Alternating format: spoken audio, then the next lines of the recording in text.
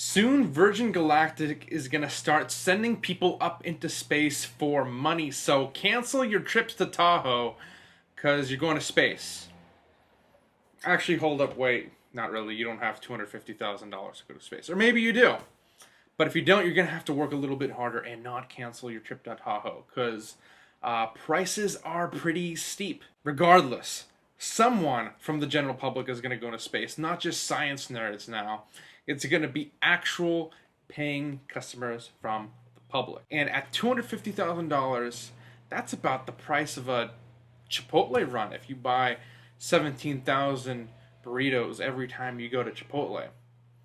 And yes, the name is Virgin Galactic, just like Virgin Airlines or Virgin Hotels or whatever. So I applaud the creativity on Richard Branson's part. This all sort of started with something that was called the Ansari X-Prize. It was a prize put forth to see who could send a spacecraft into space for 2 weeks. No, sorry, it's not that. Who could send a spacecraft twice into space within 2 weeks? So you send the spacecraft up, it comes back, you do it again within 2 weeks. The main idea is nobody likes to have to dispose of spacecraft and have it burn up in the atmosphere. Like imagine if every time I went to the store on the way back, my car exploded and I was ejected up into the air. That would be pretty expensive, right? So we don't want to do that with our spacecraft either. The main winner of the Ansari X-Prize was a spacecraft called SpaceShipOne. And Virgin Galactic took that model and made, wait for it, SpaceShipTwo.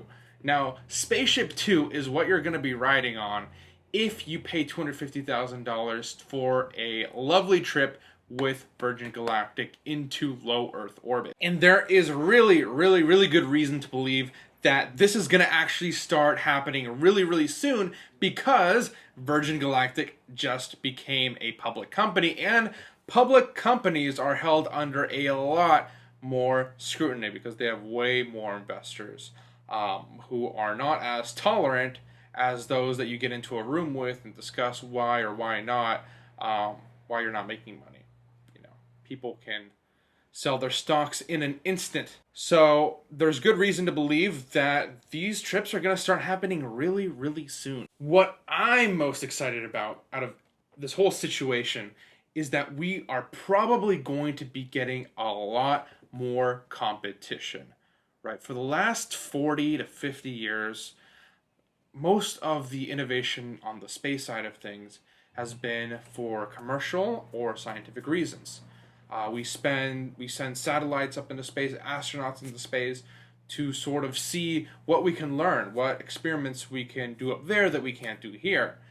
Otherwise, we send up satellites for businesses that want to send up satellites. There hasn't been much innovation in improving the paying customer or the general public's experience of space. But now that we have one company there, if they start making money, soon other companies are going to want a piece of that space cash. So what's going to start to happen is you're going to get more competition and more innovation in terms of space where the improvements actually affect us and benefit our experience. So I think this is going to have a huge impact and really change the course of technological advancement in the area of space for the general public within the next 10, 20, 30 years. So it's really exciting to see what's going to come of that. For instance, one potential competitor these days is Momenta Space. They have all of their prices up there. Some of them are actually kind of cheaper, and there's a little bit more variety, it seems like, to what they offer. How do you think this is going to transform? How do you think this is going to transform our society?